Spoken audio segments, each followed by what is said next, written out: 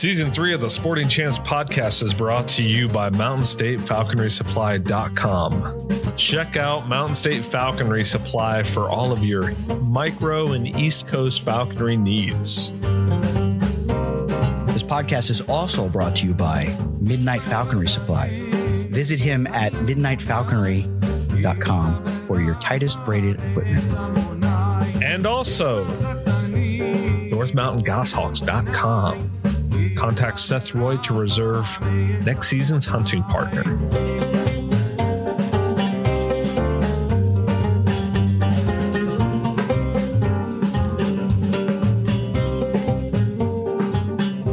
All right, everybody. Welcome back to episode 2 of season 3 of the Sporting Chance podcast. Thank you for joining us. Just a quick house cleaning message. We are approaching monetization on YouTube. So if you guys could do us a big favor, go to the YouTube channel and subscribe to it. Even if you don't listen to the podcast there, just your subscription would be a huge help. And then if you're feeling real generous, swing on over to the store, sportingchancepod.com, and pick up some merch. So But today we are you should joined listen by, on. Sorry, Aaron. You should listen on YouTube too because it helps. Just listen there. yeah, give it a try, you know? Try Yeah. listen on YouTube. Yeah. Yeah. All right. So today we are joined by a very special falconer who's got a very interesting connection to the title of this podcast, Mr. James Hoover. James, I have been introduced to you as Jim. What do you prefer? Yeah, I go by Jim. All right, Jim Hoover. That's right. Jim, we're just going to get right into that. The podcast was inspired by the book A Sporting Chance, written by Daniel Mannix. Casey is holding up a copy right now. Very good. I didn't know you guys knew that. I thought you picked it up from some other use because Dan didn't coin it either.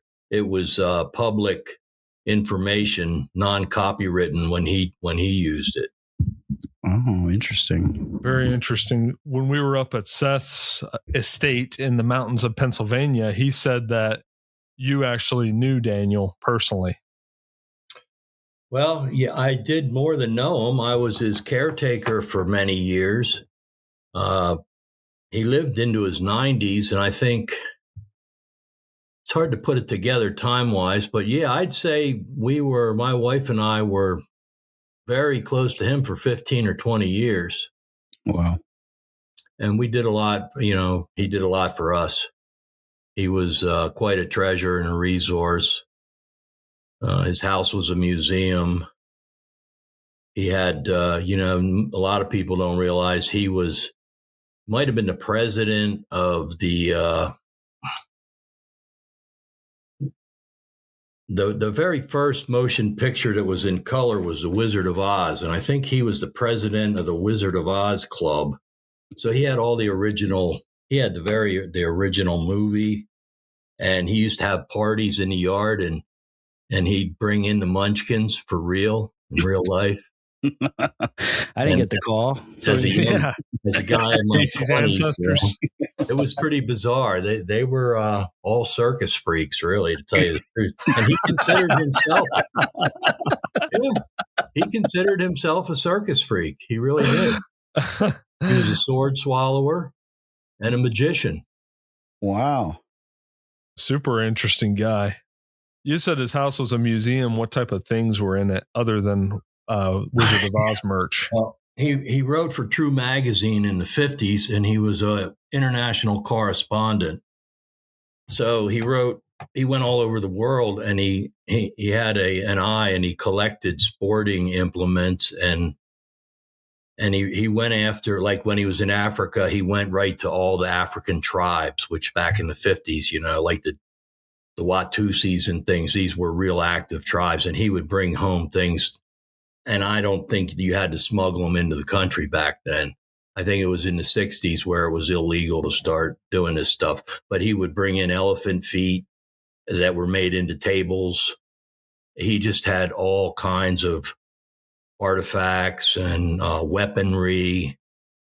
He had hunting blowguns and boomerangs and just the kind of stuff that would make I met him when I was 12 or 14 in ninth grade. And it made my head spin. What a kid who loved to, run around and try to kill and catch everything. And this guy can clean you up and take you to the next level on all of it. I mean, he taught me how to he made me a real nice blow gun out of a piece of copper pipe. And then he fitted a knitting needle with a golf tee. Oh, that's clever. I was 14. And this is like, he has pictures in that book of him shooting a whitetail deer with that blowgun, that style of blowgun. He had pure air on the needle. He poisoned the deer. What did he have on the needle? Pure air, a deadly poison from Central or South America. From like the toads or whatever? It's manufactured from a plant that natives know how to make it. And if you look, is that the one where your mouth goes numb or something? It has to be fermented to the right level, otherwise you die if you eat it.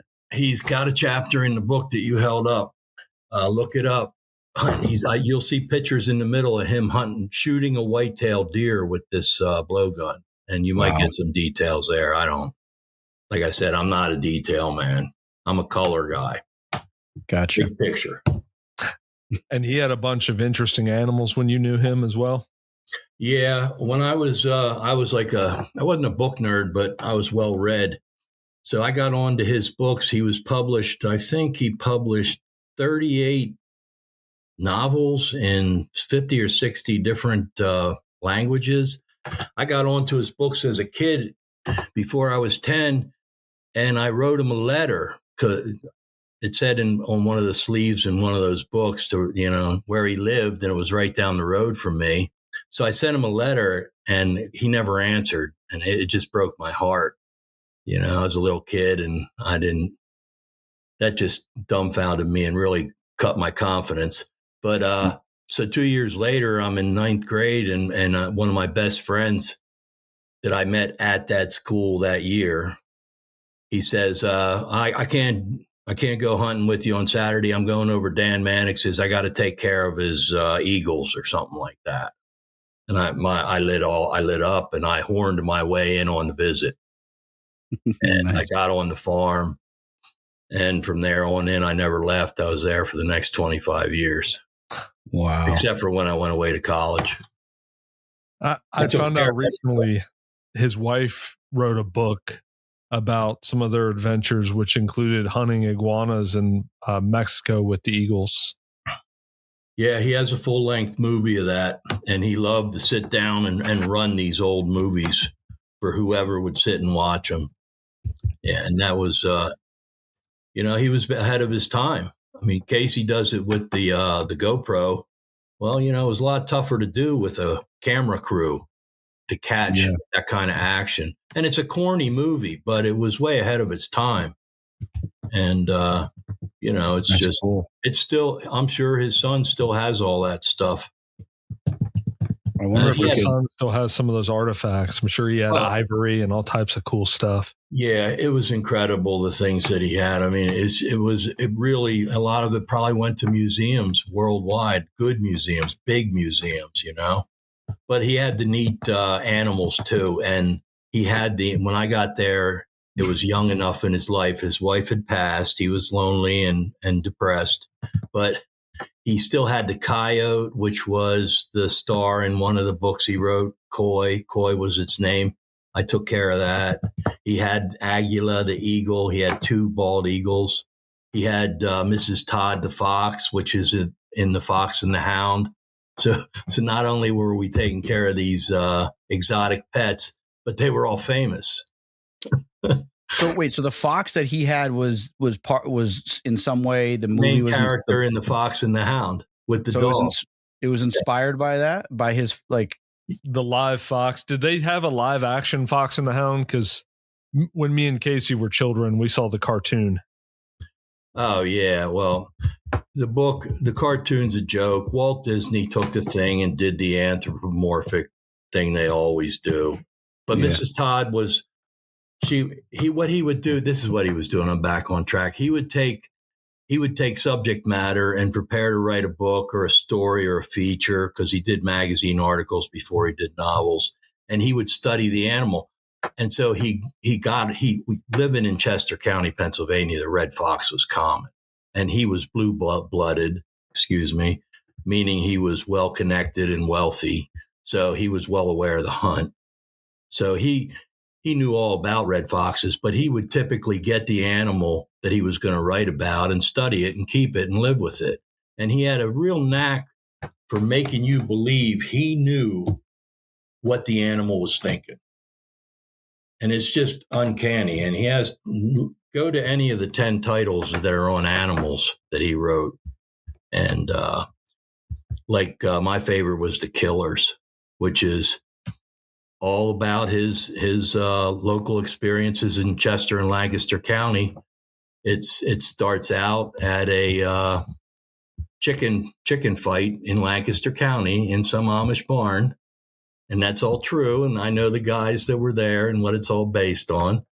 And you just take it from there, and you really believe the what's going through the chicken's mind, the fighting cock, because it's the Killers. It's about a fighting cock. And he defends the chicken yard against the marauding Cooper's hawk, which comes in to kill the hens. And it's just incredible. For me, it really, some writers you hit home with, you understand what they're saying. So from that perspective, it was just really, he's very talented. And I think that's his claim to fame. Mm.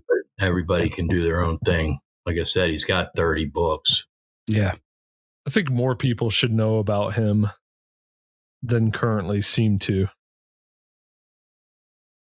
Yeah, his books, I try to sell them. I have the collection, and they don't draw much. And the written word is just, everything that's in the past is quickly shelved. Right. So it's nothing personal. And I mean, the greatest athletes we have out there on TV now are totally forgotten 5 years from now. That's our society. Oh, well. Very true. Disposable society.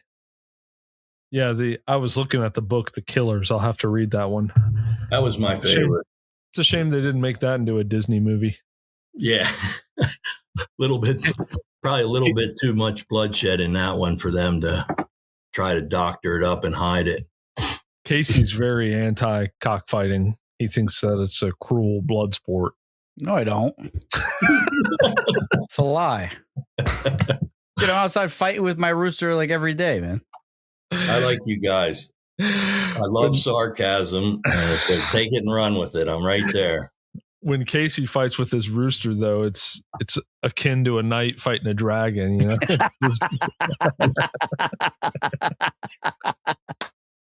Off with their head. The damn thing's bigger than me. Yeah, the rooster's bigger than Casey. He's got a little trash can as a sword. He's got a PVC pipe or trash can as a shield, PVC pipe as a sword. I would watch that cartoon. I really would. So did Daniel get you into falconry? No, Jim? No, he didn't. But as a matter of fact, he didn't really wind up being a whole lot of help for me because he was about done. And he had a couple birds that were in disrepair, but he was done. And he was not a game hawker. He was all those guys back then. The whole world of falconry came out of Widener College and Delaware County, and none of those guys were game hawkers. So, I mean, they flew peregrines at release pigeons. That was it. That's all. Right. That's all the further the sport had progressed. Hadn't gotten any further than that. So he was of no help to me. It took another man 5 years later to connect the dots for me. I was flying hawks, but I wasn't catching anything. And I was out there hunting with a bow and a BB gun and crossbow and, slingshots, everything under the sun, killing stuff, catching stuff. But I could not get my red tails to catch a rabbit to save my butt. And I was releasing pheasants.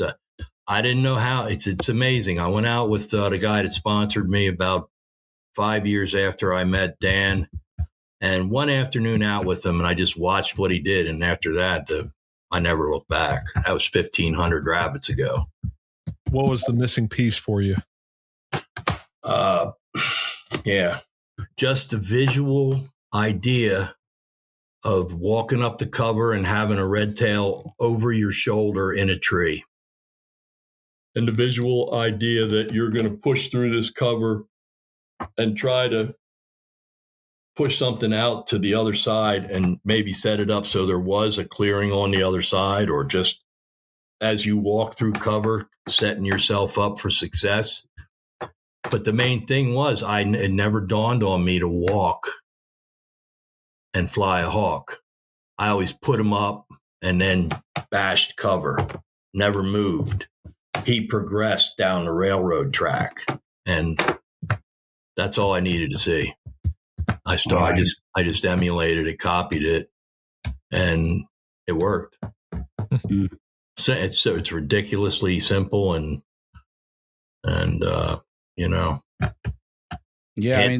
anticlimactic, I guess is what you would call it. I mean, I wouldn't say that. That was 50 years ago, and you're still flying birds to this day. So that was the late 70s, early 80s. At that point, I met Dan in 72 or 73. So yeah, do the math. Yeah, it's a long time ago. 45 years ago. Would you say that you're well versed in the history of American falconry? No, but I can say that I was right at the center of the universe, maybe just 3 or 4 years after the actual vortex, the actual full-blown fire-up of NAFA and falconry in the East. I was right on the heels of it. And, man, I only missed a few key players. I never met Corny McFadden. And Bob Berry, I ran around, came close to him and knew most of his apprentices and his workmen from the breeding project. But a lot of the other guys like Smitty Steele, Robert Murphy, and I don't want to turn this into a dropping name game, because the modern falconers, like you say, this means nothing to them. And, it never will. But they were all there. They were coming out of Pennsylvania and North Virginia off the Beltway. And the really good ones that were just dyed-in-the-wool falcon flyers, they all vacated for the West way back then in the late 60s and 70s. The good ones split. The rest were characters and dynamic guys, but they had families and wives and reality to deal with. And the ones that left were smart to do it, because it was it was even limited back then as to the quality of flights and the quarry that you could you could put yourself onto. Even back then, it quickly disappeared. Well, I have a question before we do move into that. Is who were amongst the first serious game hawkers in America? The Pennsylvania Falconry and Hawk Trust. Okay. They were the guys. So that's nationally? They were the first? Only because they were there first.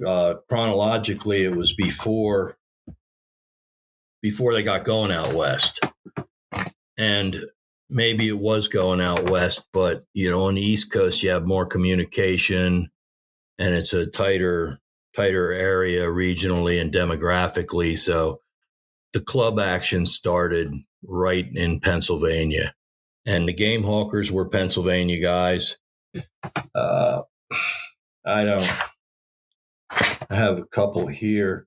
Well, I can tell you that the original players were guys like Stabler and Jimmy Rice, Corny McFadden, and half of them were scientists, and their interest. Like Al Nye was involved in all that. He was there, and he worked on the Beltway. He had resources, but he was flying an imprint goshawk when I came on the PFHT scene in 81. And he was, like a god. He was revered. And he was flying Susie, a goshawk.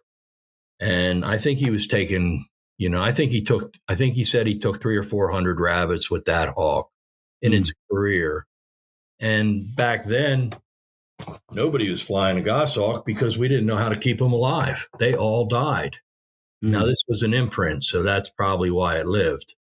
But passage-wise, it took until the late 80s to learn how to take a passage goshawk and keep from killing it, which is basically through the drugs, fluconazole and the anti-asper drugs that you give them orally. That's how, before that, they all died.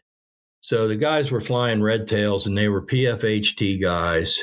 My guy, Mike Brett sponsored me. He learned it he was hanging out at Krabilly Farm at 202 at Painter's Crossings. This is like one of the oldest areas in the country where they fought the revolution. And there was a nucleus of guys that met, and on Sundays they met, and there was a dump on the farm, and they would take their hawks and go out to the dump in the middle of the cornfield where they dumped their trash and their garbage, and they would fly all the hawks at one time at whatever they could get the dogs to drive out of this junk pile. Sounds like the Jersey meat. Yeah, and that's how they did it back then. If it was shortwings they were flying, they fist talked them all at one time, and then they would run up and grab them and take them apart to keep them from grabbing and footing each other. That's how they did it. And that was the early group hawking stuff that was going on.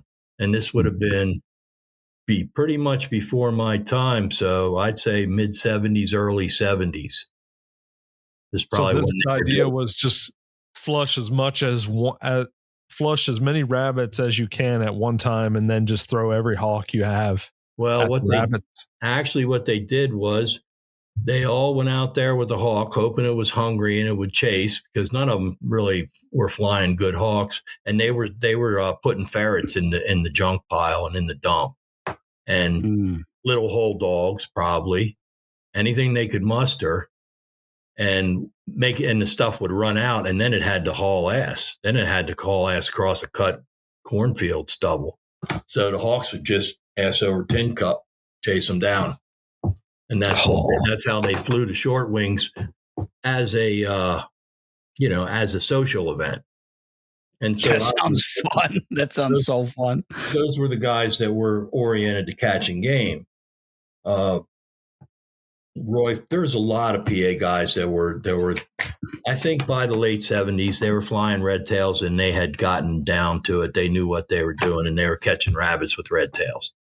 The Harris didn't come for another 10 years, 15 years. That brought in another whole wave of controversy. But back then, it was very few people were catching game. And it was all with hawks. Like if the club had 20 guys in it, 10 flew peregrines. They weren't catching anything. The other 10 had hawks because they wanted to catch stuff. And that's how it was working. What was this controversy with Harris Hawks? Commercialization. It was a big pissing contest between the PA guys and Doug Garrity and Al Nye and the guys from the southern part of the state. They wanted to bring in Harris Hawks and breed them and sell them.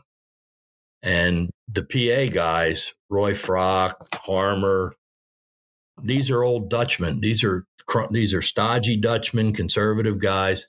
They did not want to see birds being sold because they were afraid that would be the end of falconry. It was a threat. To them, it was a threat.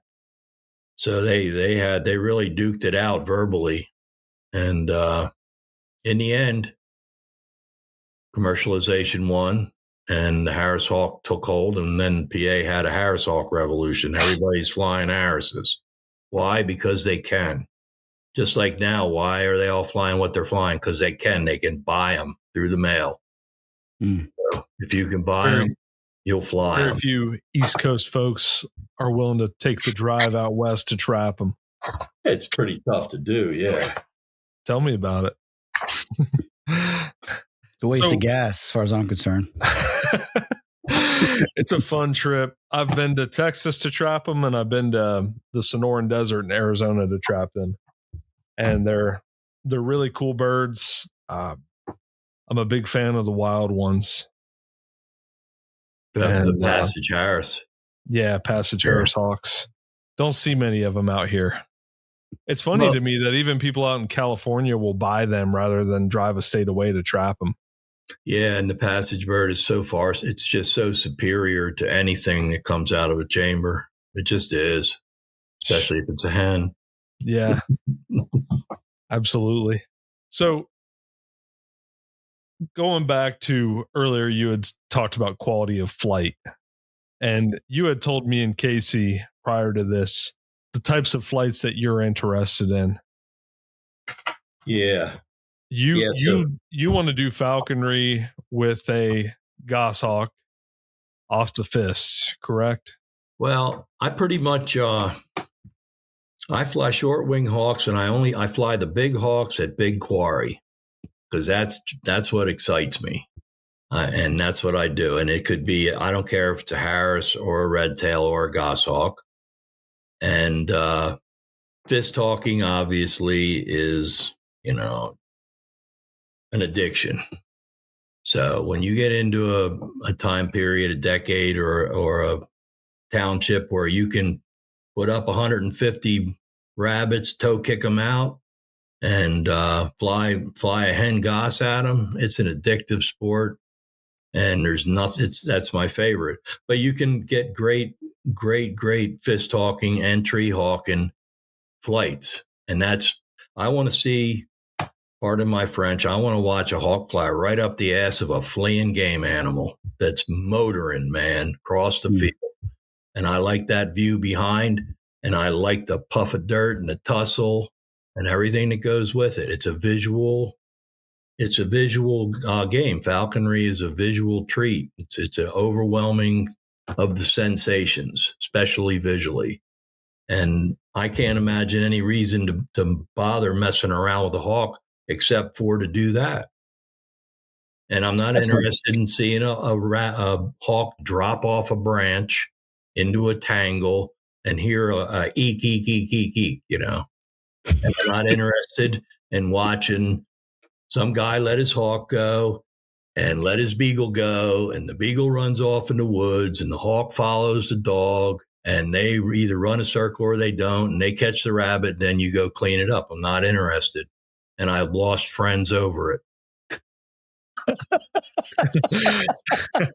When you put it like that, Jim, it the way you painted that, it sounds like you think about that a lot. Like when you're spending, many hours in the field, you have your whole view down to a science. And but when you put it like that, it really is, it's very compelling. And I think that if you can fly from the fist and get, toes, foot slips, there's nothing better than that. But that's not a reality for most guys in the country unless you live out west. Well, it comes and it goes. I've had it and lost it, and had it and lost it. I'm not even trying to fist hawk anymore right now. But for 13 years, I had some of the best fist hawking I had the best falconry in my life. But there's also the red tail in the tree, and this is another thing that people don't they do realize. A lot of you guys know, but if I'm flying a goshawk at quarry, and it's rabbits or even rabbits and ducks, that's what I want. That's what you want to do. You want to do rabbits and ducks and pheasants. That's the game. So when you're doing that, a goshawk doesn't get much exercise.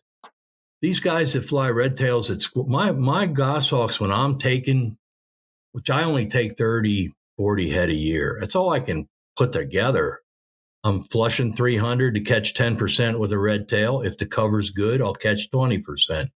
But to get back to that, the red tails are in so much better shape, and these guys that hunt squirrels, these hawks that are going up and down the trees, my goshawks can't do that. They leave the fist and they go 30 yards, sometimes 5 yards. That's not the slip I want either.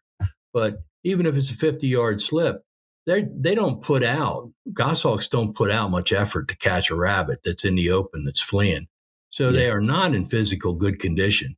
And you have to beef them up a little to take ducks on the rise.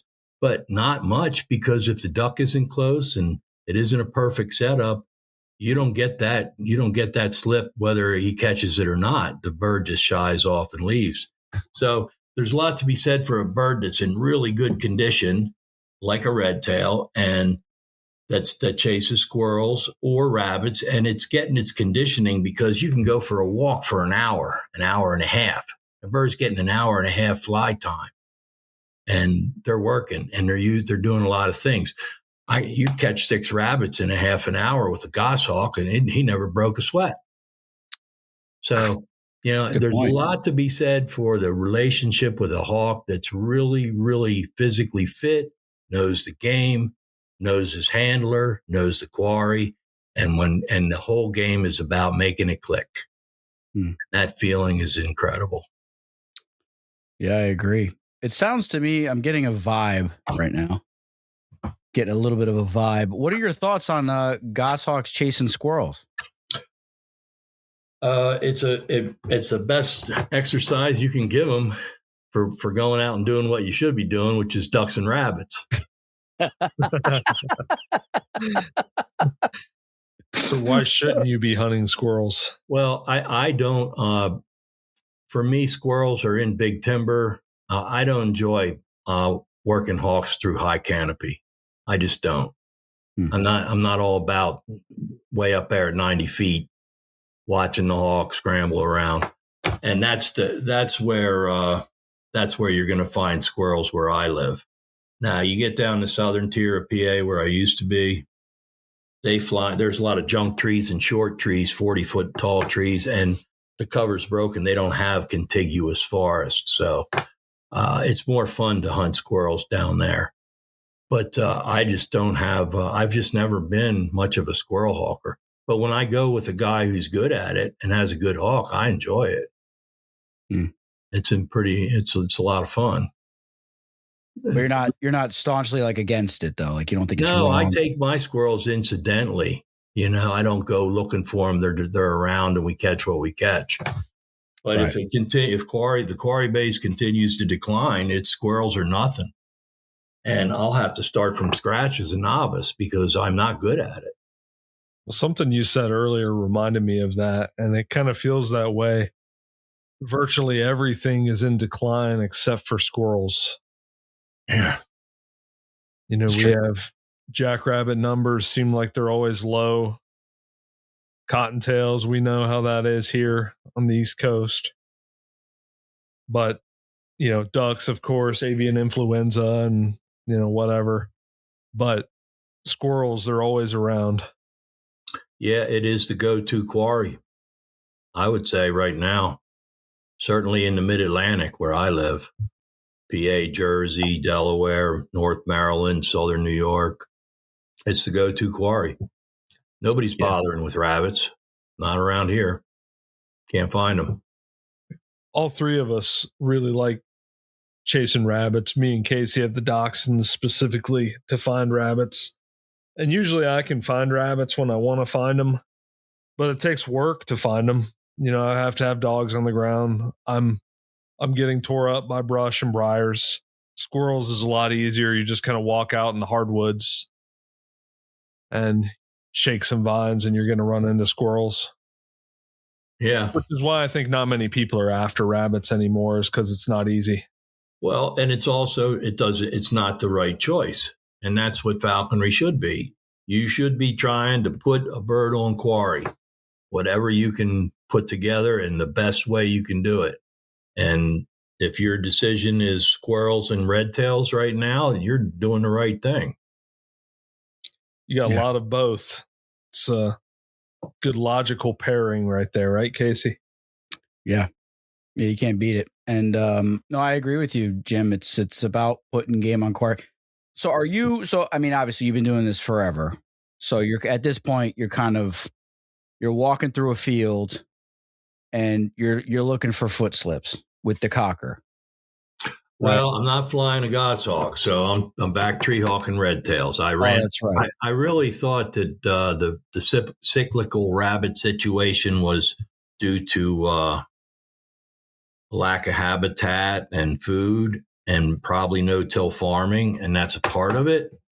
But what I've learned after doing it forever is if you work a couple township area and you're fairly proficient at hunting rabbits, you kill them all. You're part of why there's no rabbits. And I don't know why that didn't dawn on me a long time ago, but it's definitely, if you think about it, if you take 50 rabbits a year out of your circuit, and even if you hit that spot once a month, after 2 years, 3 years, you are putting a hard dent on that population, especially if you get into the spring or you start in fall. I keep records. In the old days, caught all does. The way it works. I think that the natural history of rabbits is really cool. I think we're back to rabbits, sorry. But rabbits a very noble species, bright, has a lot of courage. And there's just nobody knows a lot about rabbits. And there's a lot of fallacies. Like I was told rabbits don't dig. Well, that is certainly not true. They dig. They dig in dirt. It may have to be a certain situation, but they do it. And they climb trees. That I've usually seen, up yeah. the inside of the tree, but that's the same thing as climbing a tree. So when you prowl after these things and you just chase them nonstop, they learn. If they're being killed by night predators, they stop going out at night. If they're being killed by morning and by diurnal predators like coyotes and foxes, they stop going out then. If they're being killed and harassed by men with dogs and things that have bells on, they stop being out when you go after them. So they learn to hide themselves. They're smart. And you are really taking a toll on them.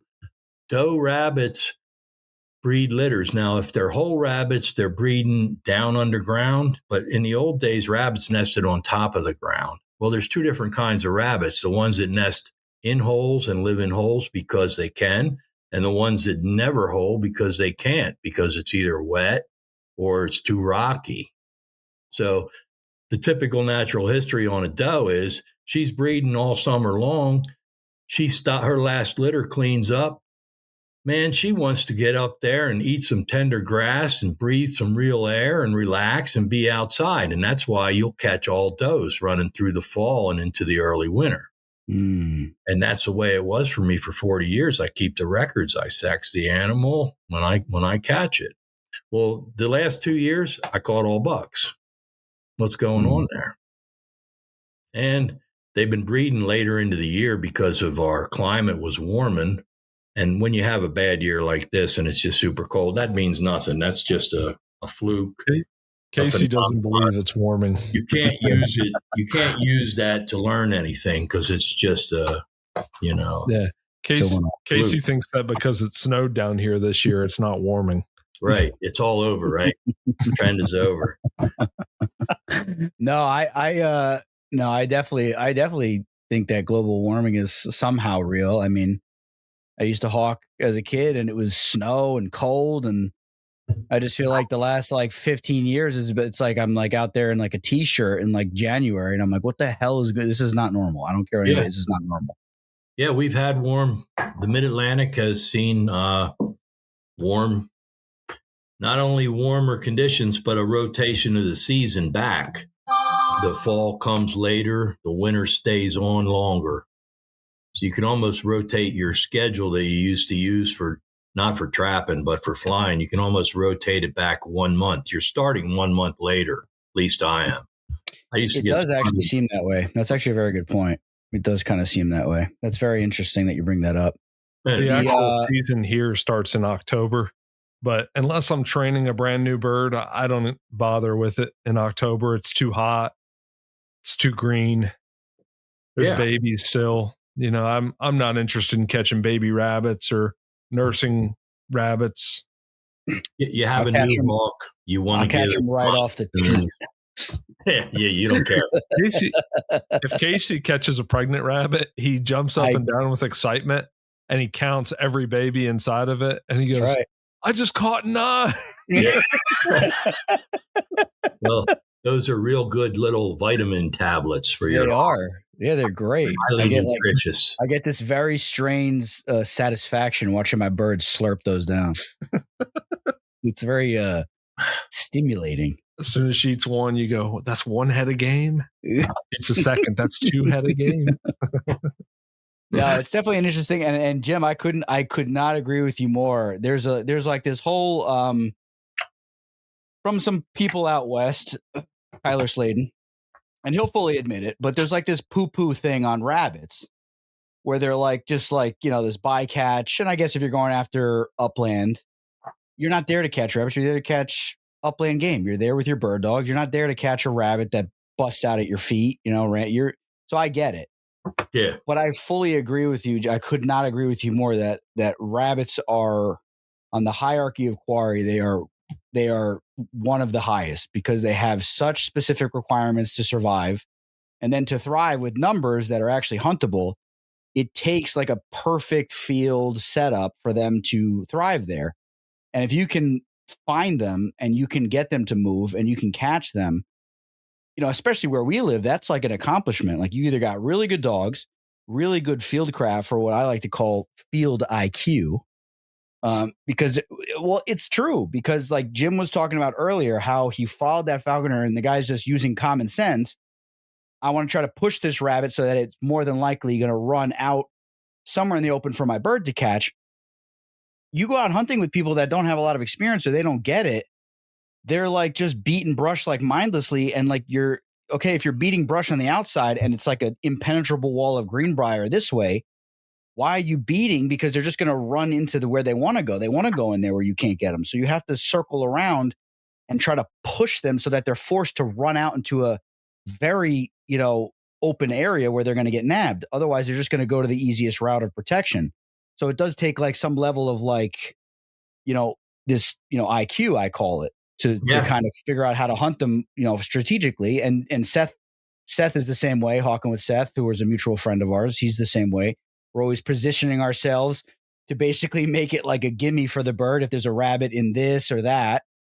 And they are a very tricky quarry. And when they're running, not only when you're trying to find them, but then when you find them, they have so many different evasive maneuvers to get your bird away from them. They're stripping they're using one sapling in the middle of a field that's just grass. They're running straight for that sapling because they know they can use that to somehow get the bird off of them to get enough time to get to the cover that you can't get them out of. So they are a worthy quarry, 100%. I could not agree with you more. Another thing I find interesting is the East Coast rabbit is the most formidable. They're much smarter, tougher, faster, bigger, stronger than the little brush bunnies I run into in Kansas. And I'm not doing much with jacks.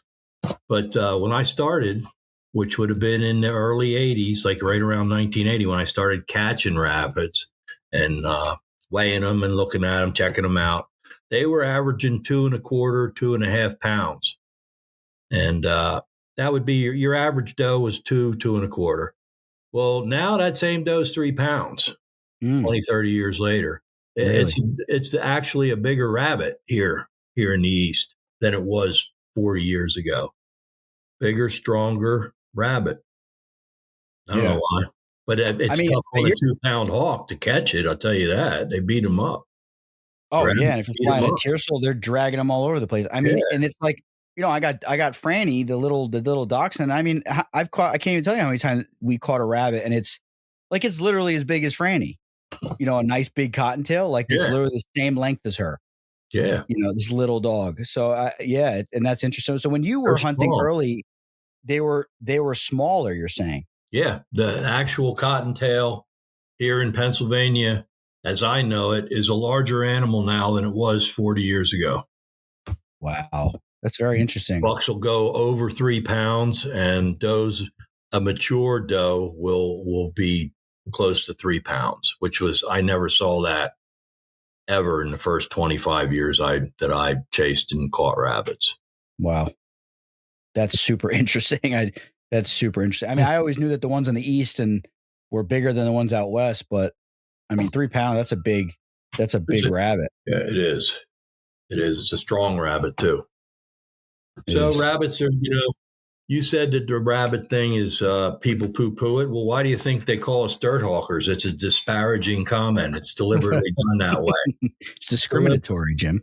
But I think for a lot of those people, we understand here on the East Coast, they're a challenging quarry. I think they're less so out west. Yes, yeah. The cover here is much tougher. The conditions are tougher. They have way more opportunity to hole, to a lot more defenses. So yeah, that's all the more reason to take your birds out there and fly on those rabbits, get them going, get them some confidence, give them something they can handle instead of beating them up, making them hoping that you catch a rabbit with your new hawk. It can be pretty tough to do, and you have a window to get it done or the hawk loses its confidence. So it's a good point. We have it pretty hard here, but it's when it's good, it's really good. Do you think it's worse now than it was 30 years ago? Worse in what terms? In game numbers, access to game on the East Coast? Everyone, I don't know anyone who won't agree that quarry numbers are flat. They're dismal. Habitat is down. It's not conducive to flying hawks. And the whole program is 10 times more difficult. We flew hawks at quarry, and we glorified it and acted like we were special and important because we did it. Let me tell you something. When it comes to flying hawks, if you got a lot of quarry, a lot of rabbits running around, anybody can do it. Anybody. It isn't hard. We try to tell ourselves that this is some exclusive thing and we're geniuses and we're brilliant. Couldn't be further from the truth. Now, when you get to a situation where there's nothing to chase, now you got to really rely on your skills and your knowledge of the outdoors because you're desperate to get something moving. We know a guy that has a goshawk that he caught. I don't know. I think it was 9 head a game this year, second year. And a lot of people will clown on him because that's not a whole lot, right? We can agree on that. Mm-hmm. But I think it's pretty hard to manage a goshawk and you're only catching 9 head a game. So in a way, I give him a lot of props for being able to have a manageable bird. Yeah. And still taking it out, catching game and putting forth the effort. What do you think, Nancy? You've got making a goshawk respond correctly, getting it to be consistent. That's a feat in and of itself. And catching anything is in your first couple of years is great. Now, I know lots of guys that are better falconers than me. They don't have more fun than I do, though. That's right. I like that, Jim. I like that. I want to save that. Hey, I always all my life, I wanted to say I caught 100 rabbits last year. I never even caught 50. It was important. Head counts were important. Our manhood hung on the head count. Okay. Yeah. The reality is, as a hawker, as a flyer, what I'm good at is not multiples. And I'd be thrilled if I could double every day and call it a day, or double 4 times a week. So there's guys out there that take 100 head a year, they do it every year in and year out. And kudos to them. It's a notch in their belt. Just like some guys go out and get a buck every year with a rifle. And guys like me go 10 years and they get these little stick bucks, Yeah. It is weird, Jim, how that works out. There's always like a guy that and he's always killing a monster buck with his bow every year, like somehow or another. And credit where credit's due. It's a skill, I want to go back to those falconers, though. You said nobody's having as much fun as you. There's a lot of really miserable guys who catch a lot of game. Yeah. You go to the derby meet and you'll see like out in the field, most people are frowning. They're out there just. Yeah. Yeah, it must be tough stacking them up like cordwood, when you go home in the freezer. just lining them all up in there. The meat, Aaron, the meat's a hard place to judge somebody, Aaron, because everybody's under a lot of pressure. We all feel it. We all want to, catch something with it. We all get it. And I saw you in Ohio. You were getting a little. I'm not going to dispute that. When things aren't going my way, I'm a little pouty. Yeah. Never go to a meet to catch game. You go to a meet to fraternize, to socialize, to see people you don't see. No. But never go there. Never starve your hawks and push your hawks and go there to prove something. No. It's a recipe for a dead hawk. I don't agree, Jim. We were at the Jersey meet that I ran into you, Jim. Me and Casey went out Friday and we had a great time with just a normal old, working class crew of falconers. Working class. Just lowly Harris hawks and red tails and stuff like that. And then Saturday, he decided that he needed to go out and hang out with his fellow goshawkers. It was a mistake. It really was. This is the Jersey meet you're talking about, right? Yeah. This is the Jersey meet. And I'll tell you, I feel like I was sending Casey videos of all of us just catching game and laughing and having fun. And he was just out there not catching anything, being 100% miserable. I caught a squirrel. With his elite crew. Yeah. Well, the elite crew who's listening right now, they just so happened to abandon me right when I pulled my bird out. So I beat brush for them all morning, right? I got 2 birds to fly. And then I pull my bird out. And granted, she was acting a little weird. She doesn't like all the people, whatever. And then right when it started getting, it started getting tough. We're all sweating. It's getting warm. They all leave me by myself in the field. That's got to hurt. See, that's not team play. That's not team ball. No, it wasn't. It definitely wasn't. I wasn't happy about it. And then I pushed it till dark with my tiercel and didn't catch anything. So I caught 1 squirrel with the female and the tiercel didn't catch anything. And then luckily we made up for it on Sunday and we had a really good time with a couple people. But yeah, the meat is a whole thing. I've recently the last couple of years, I've just been bringing a chest freezer with me and plugging it in the room. Mm-hmm. And I just put a perch in there. I just put the bird in there and I just put that thing on -10 degrees. And I just, I get the bird to just drop. No, that's a joke. But, and then he's ready in the morning. You can go out at 7. You don't have to wait till 2. I pull the old chinny chin grin out at the NAFA meets back in the day where they would go to the butcher shop and they would all line their red tails up in the deep freeze at the butcher shop in town. So their birds were down to weight. You ever heard that story? That's where they weathered them. That's what they would do. Isn't that crazy, Jim? Back in the day? They would go to the NAFA meet.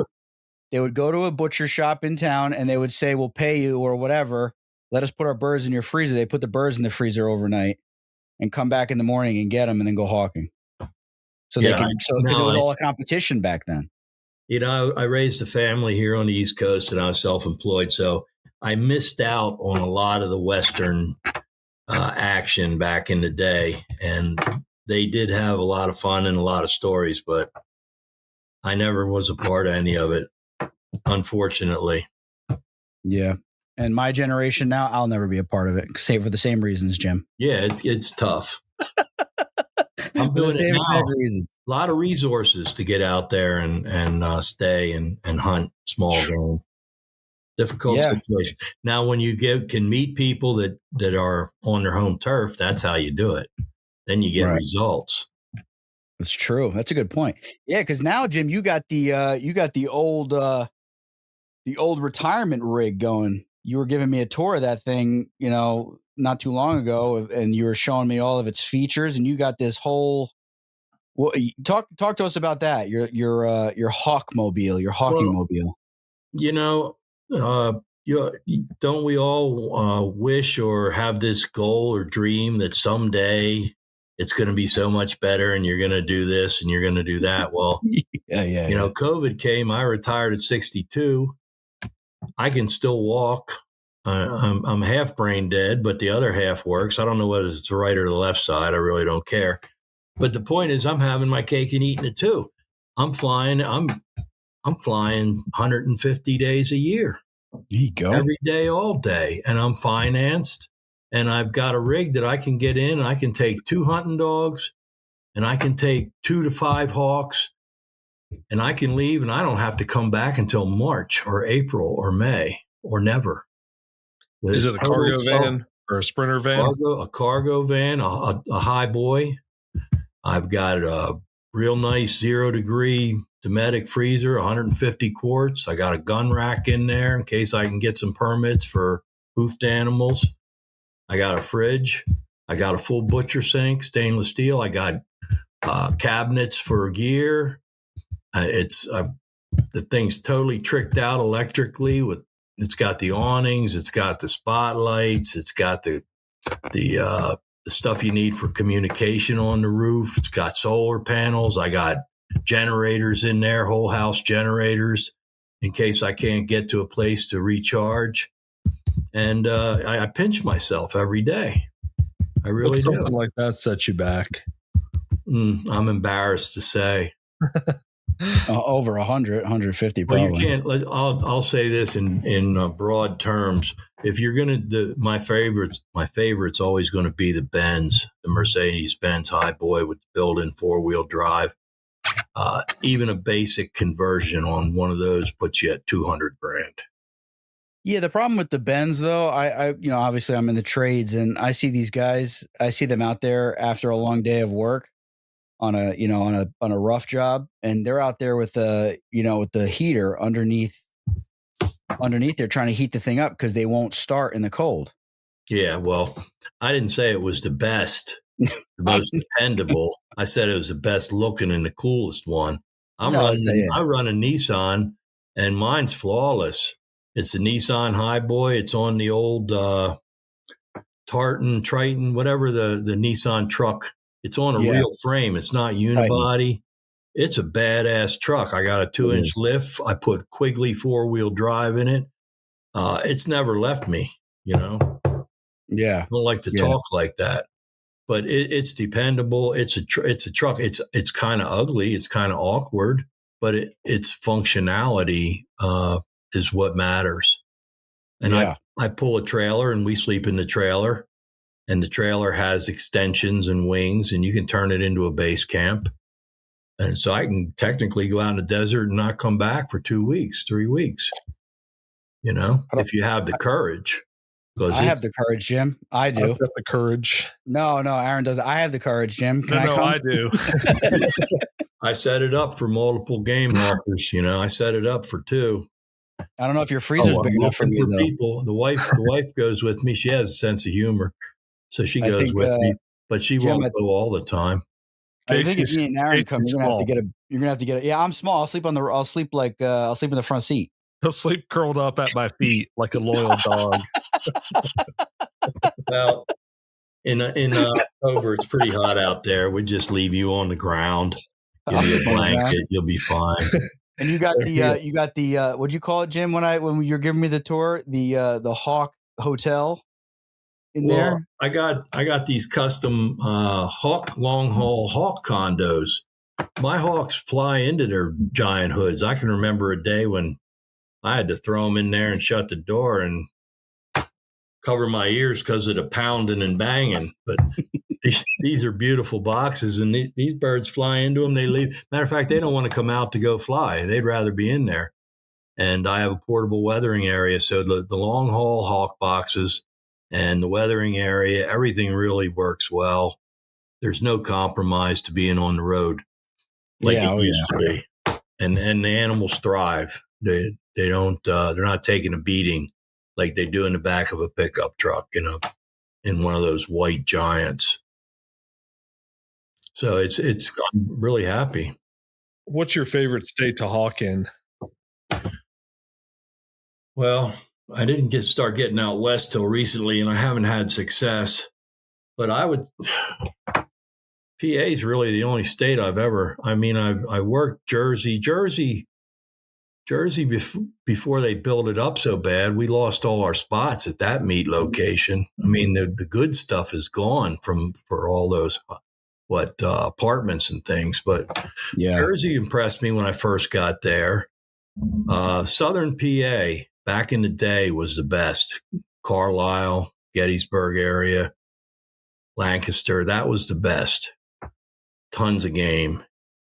Northern Maryland, it wasn't producing 5 years ago. I'm down there now. It's pretty good. It's better than what I have here at home. Yeah. So, I mean, I think you got to travel and you got to hit pockets. And it's seasonally, it's important. Like you're dependent on January and February to fly hard at quarry. That's what you're down to. So you're looking for 60 good days of weather past Christmas on through the end of February, and wherever you can find it, baby, wherever you can find it. And like I'm traveling 6, 7, 8, 9,000 miles a year to find this stuff. That sounds nice. Have you ever caught a jackrabbit? I think you said about that earlier. A guy took me out there and held my hand and did everything for me. And I caught in my life one jackrabbit with a 2-year-old North American hen, flew at 940, and she caught a jack, and he did it for me. And it was one of the greatest experiences I ever had. Tell us about that? What part of it you want to hear about?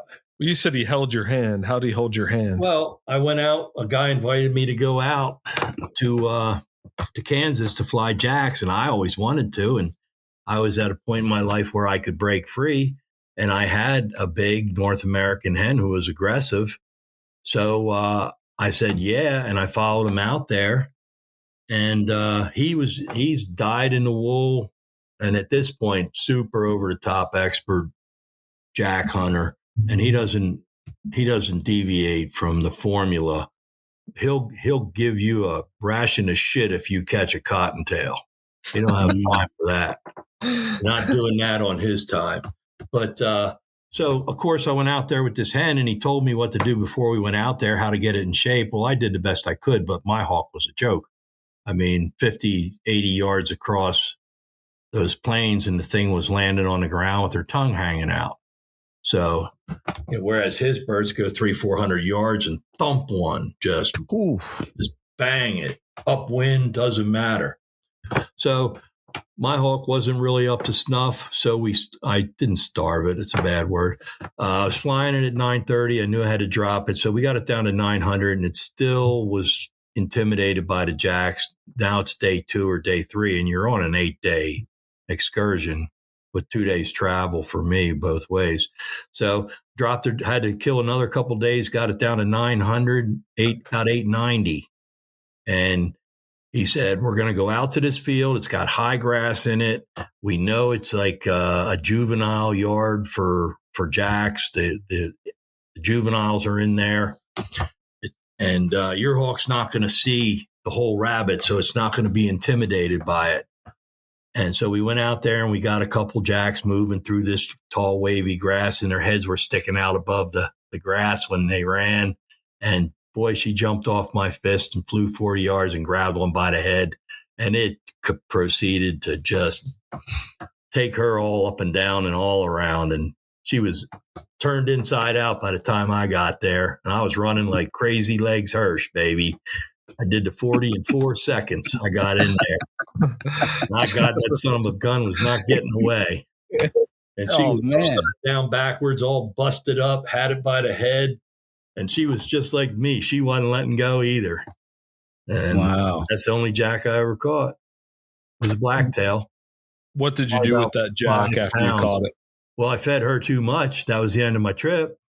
Oh, worth it though, I think. Too rich of a meat, and I wasn't used to that. But I took that thing back to the hotel and gutted it at the dumpster and used it for hawk food. It was very rich, very red meat. Nothing like our rabbits. And I did catch some cottontails with my birds out. I had a tiercel with me too, and I was hoping to put him on quail. And we got tons of quail flights with his hawks when we were out, but I never got any quail flights with the tiercel. But the rabbit meat, they're cool rabbits. They're neat. The hare is another amazing animal. I wish I knew more about it. And that's what I'm doing now. I'm trying to focus. It's cost me a fortune. Don't have a whole lot of support. And you have to go further and further and further west to find them. Like I was in East Kansas for that one 10 years ago, 15 years ago. You got to go another couple 100 miles even to find one now. It's funny when you look at their range, they historically went all the way into Missouri, but to your point, you can't even find them halfway across Kansas now. Yeah, I'm heading straight. I'll be leaving in October, and I'll be going to Liberal because I know the area. And then from there, I'm going to go right to the Colorado line and see if I can improve my luck and start getting on them. Are you open to any help out there, or are you just hoping? No, we try to take it anybody we can. Oh, well, I was going to say if anyone out there is listening and wants to. Oh, well, I have my people out there a little bit, and I'm always adding to it. Okay. You try to be discreet and respectful and fit in where you can, you know? I think the jack is the last thing that I'm really hell-bent on trying to catch. Once I can get that, I think obviously I'm not done, but that's been my goal for a few years. It's just so hard being on the East Coast and going out there. You might as well be hawking on Mars. It's such a weird place. Yeah, you need a guide. If you're going to have success, you got to start with somebody who's already successful. But if you can break away, start going. Just start going. I leave in October, and I try to get back before Thanksgiving. And I can't. You got to stay at least 10 days. You know, and you need time. Your bird needs time to acclimate and get used to it. And the guys that go out there are young guys, and they bomb out without stopping. They tag team the driving. Well, I'm an old fart with my wife. We lose 3 days just getting out there. You know, you ever get trucker's leg? No, not yet. My van's treating me pretty good. It's a cruiser, baby. I call it the Prairie Schooner. It's a real pleasant truck to drive. I get my leg because I can't stretch my leg all the way out on long drives. It gets really painful. Yeah, well, you ain't seen nothing yet, buddy. I've driven 30 hours straight to Arizona. I can't do it. Yeah, Aaron likes to drive, but he's too. Everyone thinks they're cool when they're all tall until they're on a long drive and they can't. They can't put their leg up on the dash and still be 4 inches away from the steering wheel. Meanwhile, Casey can play footsie while he's sitting on his his seat. My feet don't even touch my feet don't even. I put on cruise control, and my feet just dangle on the seat. Casey's got a stack of books tied to the gas pedal. 2x4s, Casey. Yeah. No, we're going out there. Me and Aaron, we're definitely going to the NAFA meet, which is in Iowa. Well, you're not going to see any jacks there. You know that. Well, I think from there, you'll do good on pheasants. Maybe I think birds should be up, and they were good the last couple of years. But pheasants are an invasive species, so I'm not overly excited about them. But I mean, that's what you're going to see. Well, I'll catch them. No, I'm going to catch him, and I'm going to have, our mutual friend who's listening at this moment. You better come through, otherwise we're going to have a problem. I'm hoping I have Vladimir is in his egg right now. Hopefully, yeah. My Tiercel Siberian. Your Tiercel to be. My Tiercel to be. He's growing right now. Hopefully, if all goes according to plan, from our boy Seth Roy. Right. Well, I'm going to skip that meeting in Iowa because no, you got to come, Jim. You got the schooner, you got the Prairie Schooner. You got to come with us. It's late, It's at the end of November again, and I'll be wrapped up and coming home by then. Well, how about you push your trip a little further and then you come through there on your way home, Jim? I was doing that the last couple of years. When they have it further west, I'll blend it in, but I'm going to deliver at least. Did the last two or almost. I did the one 2 years ago. I like the NAFA meets. Yeah. You had fun? But I'm not going to do the Iowa meet because I want to go after jacks. You're not within striking distance of jackrabbits from there? If I wouldn't know the territory, you'd probably be doing North Kansas and South Dakota at that point. I don't know what's up there. We have connections everywhere. We got eyes and ears everywhere. Well, that's what you got to do. You got to use them. Yeah, no, that's what I'm hoping. I'm hoping we get out there, we catch a couple things, meet up, have a good time, and then I'm hoping that somebody comes through and we can take a little detour and maybe get into some jacks. I'll tell you more about that later, Casey. Okay, yeah, see that? We already got irons in the fire that I don't even know about. Well, keep me in on the loop too, because no, you're not going to come, Jim. You're going to skip it because you don't want to see us. I'll let you do the recon, and then we can go back the next year. Right. Fair enough. That's all. Yeah, I'll probably have to stay for a little while out there because we got a couple other people we're going to meet up with. Outdoor Fever wants to meet up with us and do a collab. He's a coyote guy. Look him up on YouTube. Tell him we sent you. He does a lot of fun stuff with sighthounds. He does races. He kills coyotes left and right. He's got drone footage. I mean, he's awesome out there in Iowa. Yeah, so you need a month. You really do. Jim, I got kids and I got a small business. I ain't going anywhere for a month. Oh, it's hard to get. I can't even go in the bathroom and do a number 2 without my kids, without getting in trouble. Right. I feel for you, but you're fighting a good fight. Go for it. I am. It's all worth it. I got good kids. I got a wife. I'm happy. Right. But when I'm your age, I'm going to be right there. There won't be any game left, Casey. That won't help me because I'll be dead. Well, we don't know that. I'm 35. I'm almost there. Now, I might have 10 left in me, so let's get moving. All right, we'll get moving, Jim. That's good motivation. Well, that's when everybody subscribes to us on YouTube, that's going to be our way out of the 9 to 5. Yeah, that's exactly. So go subscribe on YouTube, go listen on YouTube. It doesn't really make much difference because now you can push play, enlarge the video on YouTube, and then slide up, and then it will keep playing, and you can do whatever else you want to do on your phone. So help us out. At the Sporting Chance. All right. So, Jim, do you have any plans to get a new goshawk? No. The hens, I can't afford a hen. And they're right now, if I was flying a hen, I would not be able to put the quarry up for it. So I'm sticking with the red tails. I'm flying head red tails and the tweeners at rabbits.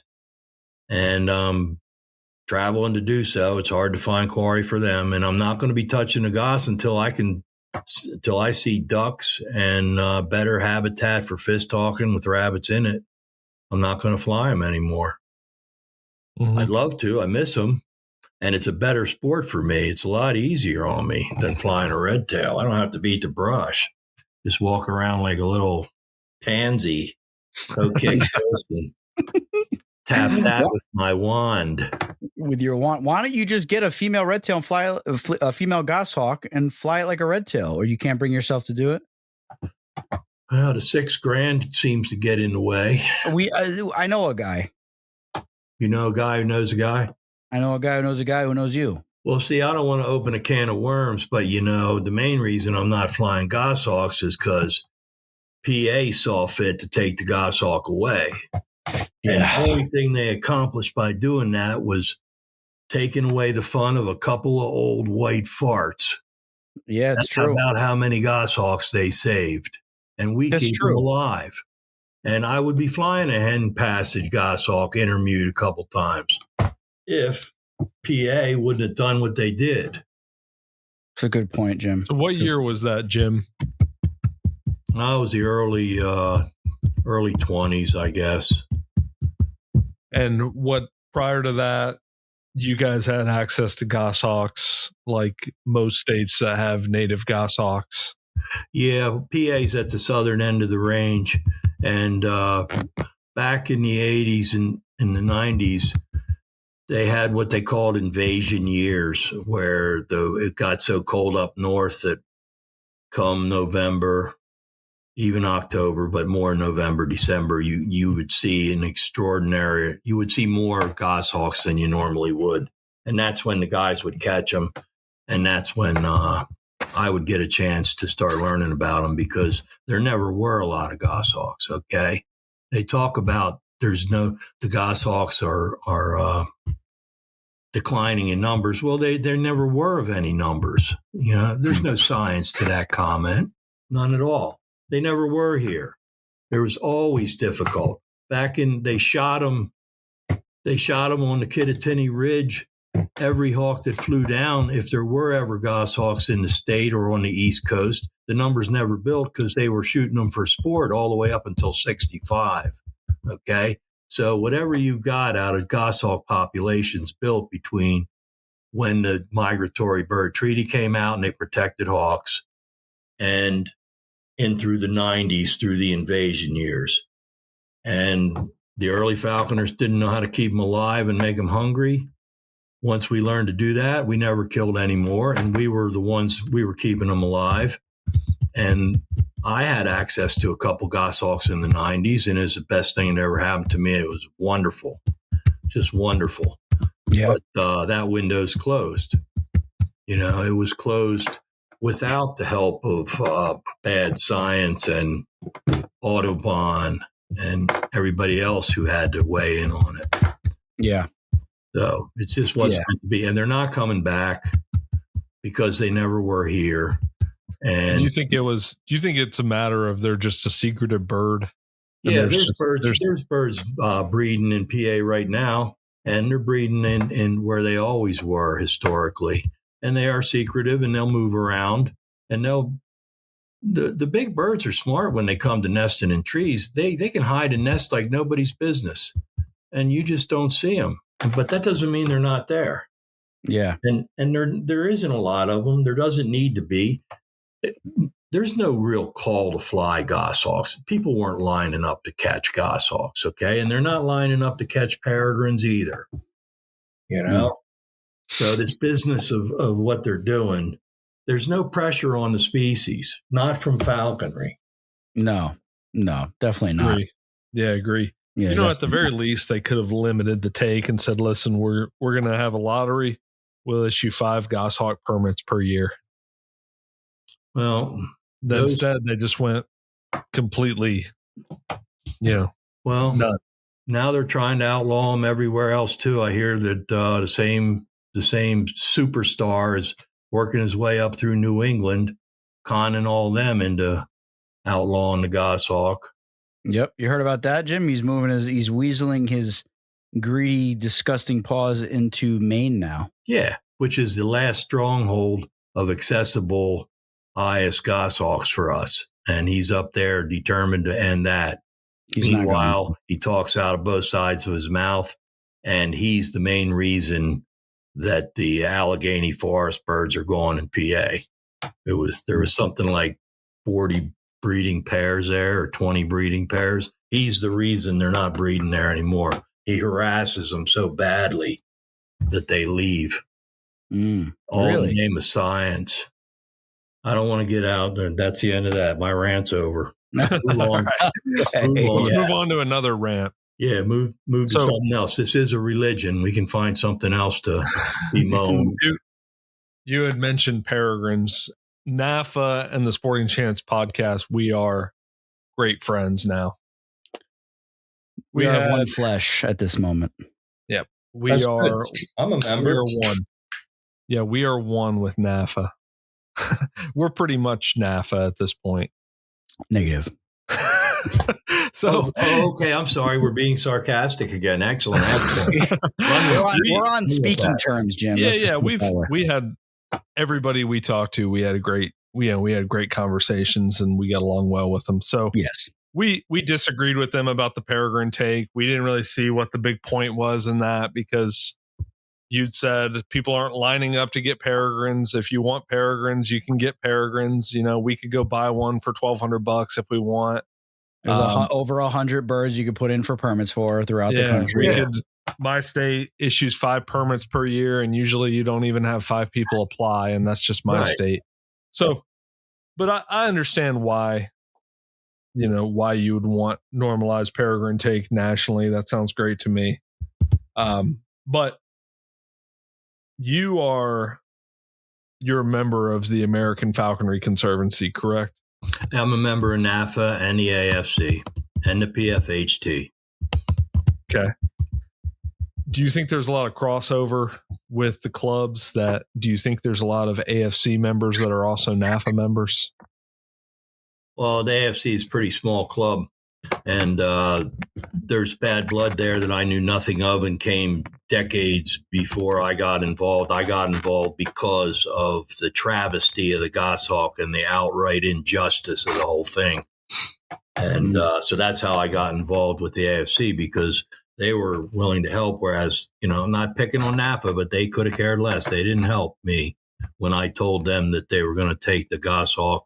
NAFA was indifferent. The AFC was not.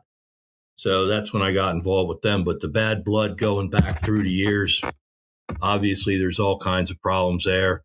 Falconers are another group that are egotistical and stubborn and self-centered, and they naturally don't get along. There has to be a fight there, or I would be worried about everybody. Right. You describing Casey right now. It goes with the territory. That's the way it always was with the PFHT. Those guys never got along. We don't have to get along.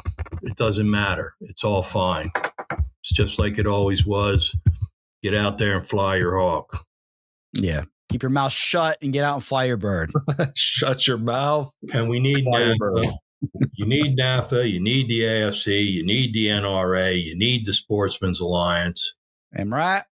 So live and let live. What about PETA? Do you need PETA? No. Don't need PETA.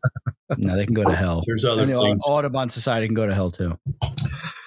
Yeah, I'm just amazed how there's something like 3 billion birds a year get killed and eaten by house cats and feral cats, and yet Audubon and the Wildlife Foundation, National Wildlife Foundation, they don't see any need in telling their membership to keep their cats indoors.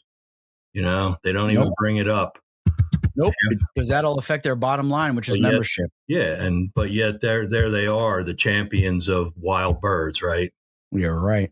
So we have this all. That's what the United States is famous for right now, is hypocrisy and ridiculous scenarios.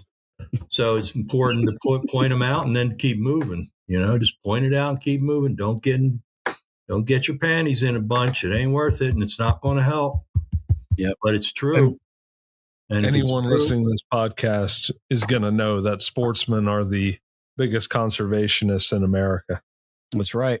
We do our part, even if it will land us in jail on the house cat front, if you know what I mean. Yeah, and that's why I don't have a lot of rabbits. And they did their share of the tame cats, the house cats that are let out in my region, have killed and eaten more rabbits than I could ever catch in my lifetime. I mean,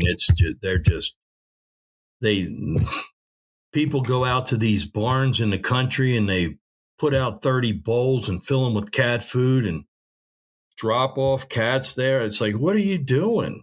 Yeah. No, what I do when I run into that, Jim? I take a piss in every bowl. Well, that's clockwork. Doesn't kill them. It just makes me feel better.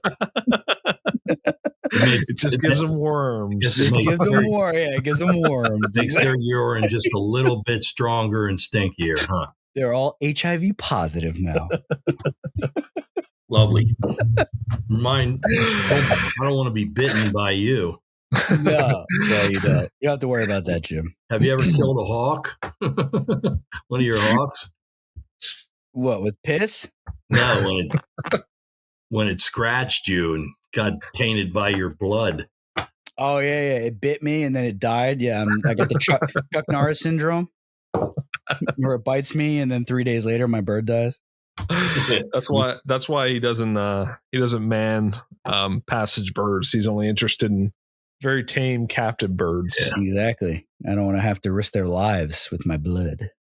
Well, hey, since we got on to that political crap, it's really important that I think that we just all, as falconers, go another way and start concentrating on the habitat improvements. We should all be getting together in the summer over beers on a Sunday, making brush piles, building habitat, trying to improve things and get the game populations up. Because without the game populations being high, you do not have quality falconry. And I want to see falconers with money buying big chunks of property and managing it for game and inviting, you don't have to invite the world over, but have some falconers over to. Yeah, I want to see him doing that too. There's plenty of guys that do that, Aaron. There's whole economies based around that. Landowners, not falconers, but landowners. Okay, Aaron, he's making a face at me right now. I'm just looking at him. I'm really curious what you're saying. We could be leasing ground, We could. That's a good point, Jim. We could, but there's whole industries and economies around wealthy landowners that want to improve. We were at one of the properties in your state, Aaron. That guy, he paid those guys to come in and assess his entire property and strategically plant and curtail the property and transform it to hold wildlife. You're talking about the prairie we were at? I wouldn't necessarily call that a prairie. It's Piedmont. Piedmont Prairie is the habitat. The guy's house where we did the little, show and tell with the daughter and the guy, the handsome looking biologist. Yeah. So there's so that's just a very small drop. There's a multi-million-dollar industry where basically I'm saying Seth Roy needs to buy a bunch of land and turn it into rabbit habitat. He's renovating his house right now. And listen, I saw his fixtures because I'm getting him a discount on fixtures for his entire house. Let him just recoup that, and then we can worry about him buying land right now. Okay? He has very expensive taste. Let's just say that. Bill really needs nice to fixture. creak open that wallet with cobwebs and moths in it. That's not happening. I don't think he's even touched his wallet in the last 20 years. That guy. You're not going to bait me. No, but there are guys, Aaron, that are curtailing their property to hold rabbits, to hold turkeys, to hold quail, pheasants. Yes, I know that, but I'm saying falconers. You think a falconer is going to buy a piece of property and hold rabbits and then call all his buddies to come kill all the rabbits? It's not going to happen. Yeah. This is what Phil used to make me do, Aaron. Let me just say, dream, right? We can dream. Phil, my sponsor, when I was a kid, we'd go out hawking. I'd want to see hawking. And instead of allowing me to see hawking, he would make me for 20 minutes straight run around the woods like a chicken with my head cut off, picking up sticks and branches and deadfall and pile it into a huge pile. And then we would move on, and then we would keep working. And then we would do that in almost every field we went into. I told this on an earlier episode that nobody listened to, but he used to make me do that as an apprentice. He would stand there and watch me. Do you think that it helped? Bro, I went back. It was my spot, first of all. I went back there the next year with my red tail, put Ginger, not Ginger. She looked exactly like Ginger. I put Abby in that brush pile, and 2 rabbits ran out of the brush pile in the middle of the winter. And my red tail missed. But thank you, Phil. That's what I'm saying. You take 15 minutes out of your hawking day to build 1 brush pile, that could potentially hold and give cover and sanctuary to 2 rabbits in late winter. It only takes a minute. All right. So moving on. Yeah. I think that's good advice, Casey. Good. Jim, is there anything else you'd like to touch on before we end? Well, I don't know. Let me take a quick look here. Look at your notes, Jim, because the brain doesn't work too good anymore, but mine never has. Let's just avoid all the political stuff because it's all political now, and it has to be. That's the era we're in. Fight that off and try to do more. I want to see more meets and more mini meets. I held the first mini meet in the country, as far as I know, in 1980. Me and Andrew Bullen. Maybe they were doing them out west, but nobody did it on the East Coast. I think I coined the phrase mini meet, and I think we should be doing more of them. That and people are claiming that there's always been this rush through the clubs, all this buzz about how the guys that fly hard don't include anybody and don't do this and don't do that. Well, you have to get together in small groups, and that's how you get it done, and that's how you teach people. You can run all the apprentice meetings in the world, but if you build up the habitat and made it easier for people to catch stuff and pointed them towards the right hawks and the right stuff to fly and flew with them once a week, we'd all have a lot more fun, and there'd be a lot more game hawking going on. And I don't want to. don't like, I realize the education thing and the propagation thing is important, but falconry is not about that. Okay, that's not what falconry is. You want to make a living and you can do it off birds, fine. I'm not criticizing you. Everybody should do what they want.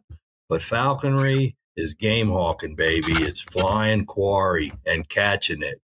Right. And if you're doing talks, you aren't hunting with a hawk. And that's what your permit is.